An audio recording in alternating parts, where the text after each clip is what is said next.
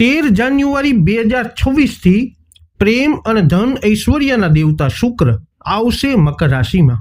તો તમારા કયા ક્ષેત્રોને કરશે પ્રભાવિત? કેવું રહેશે તમારું પ્રેમ જીવન? સર્વપ્રથમ ચર્ચા કરીશું જેમના નામના અક્ષરો હોય છે અ લ ઈ, એટલે કે મેષ રાશિના જાતકોની. મેષ રાશિના જાતકો માટે તમારા 7મા અને બીજા ભાવના સ્વામી છે શુક્ર, અને હવે એ તમારા 10મા ભાવમાં ગોચર કરવાના છે. આમ મકર રાશિમાં શુક્રનું ગોચર તમારા સુખ અને આરામમાં ઘટાડો કરી શકે છે, જેનાથી તણાવ વધી શકે છે. તેથી યોગ અને અભ્યાસ તમારો માટે ફાયદાકારક સાબિત થશે.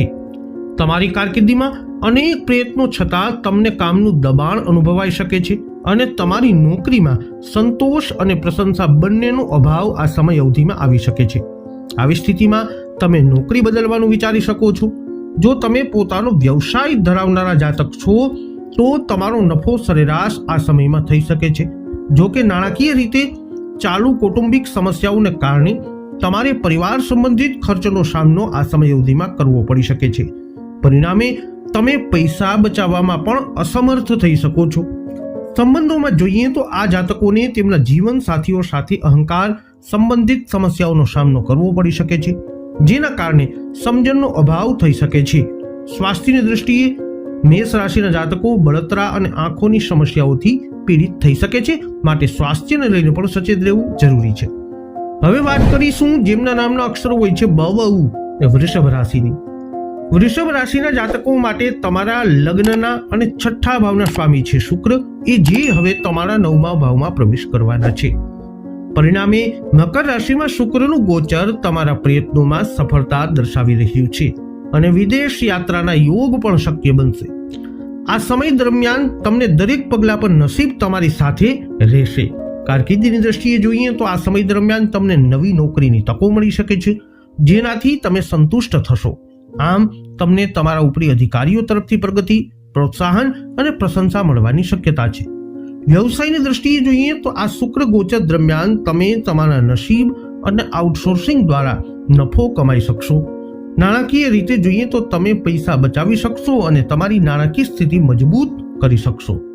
પ્રેમની દ્રષ્ટિએ જોઈએ તો શુક્ર ગોચર તમારા અને તમારા જીવનસાથી વચ્ચે નિકટતા વધારશે. વધુમાં તમારા સંબંધો મજબૂત બનશે. તમારા હિંમત અને દ્રઢ નિશ્ચયને કારણે તમારું સ્વાસ્થ્ય પણ આ સમય અવધિમાં એકંદરે સારું રહેશે. હવે વાત કરીશું જેમના નામના અક્ષરો હોય છે ક, છ અને ઘ, મિથુન રાશિની. મિથુન રાશિના જાતકોની કુંડળીમાં શુક્ર 5મા અને 12મા ભાવના ગોચર કરનારા દેવ છે. હાલમાં તે તમારા 8મા ભાવમાં ભ્રમણ કરી રહ્યા છે. પરિણામે મકર રાશિમાં શુક્રનું ગોચર દરમિયાન તમે તમારા બાળકો અને તેમની પ્રગતિ વિશે ચિંતિત રહી શકો છો. વધુમાં તમને પૂર્વજોની મિલકત દ્વારા નાણાકીય લાભનો અનુભવ થશે. તમારા કરિયરમાં તમારા કામ ઉપર દબાણનો સામનો કરવો પડી શકે છે, તેના કારણે તમે અસંતુષ્ટ થઈ શકો છો. પરિણામે તમારી પ્રમોશનની શક્યતા નબળી પડી શકે છે. જેમનો પોતાનો વ્યવસાય છે તેમને પૂર્વજોની મિલકત અને સટ્ટાબાજી દ્વારા અણધાર્યા નાણાકીય લાભનો અનુભવ થઈ શકે છે. જો કે આ સમય દરમિયાન ફક્ત વ્યવસાયમાંથી નફો થવાની શક્યતા ઓછી રહેશે. મકર રાશિમાં શુક્રના ગોચર દરમિયાન તમે નાણાકીય રીતે નોંધપાત્ર રકમ કમાઈ શકશો, પરંતુ ખર્ચ પણ ચાલુ રહી શકે છે. પરિણામે તમે પૈસા બચાવવામાં અસમર્થ થઈ શકો છો. પ્રેમની દ્રષ્ટિએ જોઈએ તો આ જાતકોને તેમના જીવનસાથી સાથે સંબંધોમાં મુશ્કેલીઓ પડી શકે છે, જેના કારણે ખુશીઓનો અભાવ થઈ શકે છે. સ્વાસ્થ્યની દ્રષ્ટિએ જોઈએ તો મિથુન રાશિના જાતકો પગમાં દુખાવો અનુભવી શકે છે. જેમના નામના અક્ષરો હોય છે ડ અને હ, કર્ક રાશિના જાતકોની. કર્ક રાશિના જાતકો માટે શુક્ર 4થા અને 11મા ભાવના સ્વામી છે, અને હવે તમારા 7મા ભાવમાં ગોચર કરશે. મકર રાશિમાં શુક્રના ગોચર દરમિયાન તમારે ઘણી મુસાફરી કરવી પડી શકે છે. વધુમાં તમને તમારા સુખ સુવિધાઓ અને વૈભવી વસ્તુઓમાં વધારો કરવાની તીવ્ર ઈચ્છાઓ પણ થશે.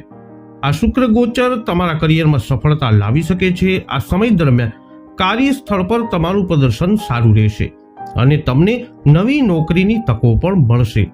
વ્યવસાયમાં તમે નવા વ્યાવસાયિક સોદા પણ કરી શકો છો, જે નોંધપાત્ર નફો આપશે. નાણાકીય રીતે જોઈએ તો તમે નોંધપાત્ર રકમ કમાઈ શકશો અને બચત પણ કરી શકશો. તમને તમારા મિત્રો તરફથી નાણાકીય સહાય પણ મળી શકે છે. સંબંધોની વાત કરવામાં આવે ત્યારે આ જાતકોને તેમના જીવનસાથી અને પ્રિયજનો દરેક પગલે તેમનો સાથ આપતા જોવા મળશે. પરિણામે તેમની સાથે તમારા સંબંધો સુધરશે. તમારા સ્વાસ્થ્યની વાત કરીએ તો શુક્ર ગોચર દરમિયાન તમે સ્વસ્થ અને ફિટ રહેશો, જે તમને ખુશીઓ આપશે. હવે વાત કરીશું જેમના નામના અક્ષરો હોય છે મ અને ટ, સિંહ રાશિના જાતકોની. સિંહ રાશિના જાતકો માટે શુક્ર તમારા 3જા અને 10મા ભાવના શાસક છે અને હવે તમારા 6ઠા ભાવમાં ગોચર કરશે.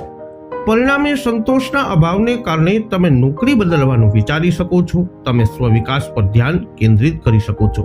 તમારો કારકિર્દીનો ઝુકાવ સેવા સંબંધિત ક્ષેત્રો તરફ વધી શકે છે અને તમે આ ક્ષેત્રમાં કામ કરતા દેખાઈ શકો છો. મકર રાશિમાં શુક્રના ગોચર દરમિયાન તમારા કારકિર્દીમાં નોંધપાત્ર ફેરફારો થઈ શકે છે.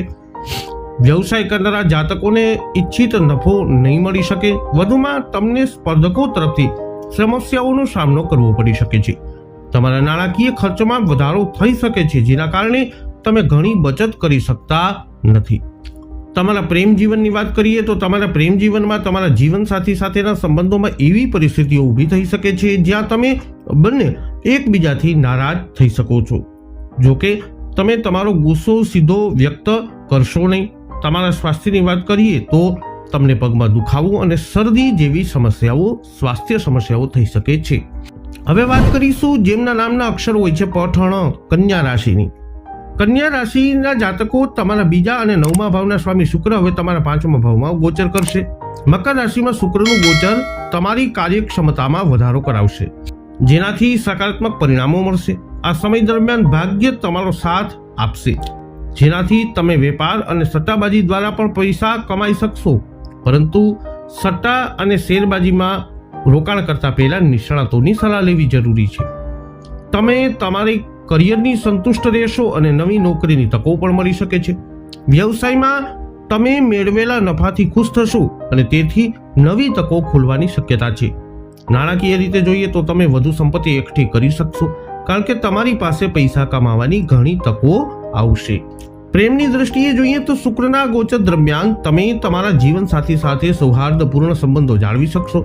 સ્વાસ્થ્યની દ્રષ્ટિએ તમે ઉર્જાવાન રહેશો અને તમારી રોગ પ્રતિકારક શક્તિ મજબૂત રહેશે, જેનાથી તમે સ્વસ્થ રહી શકશો.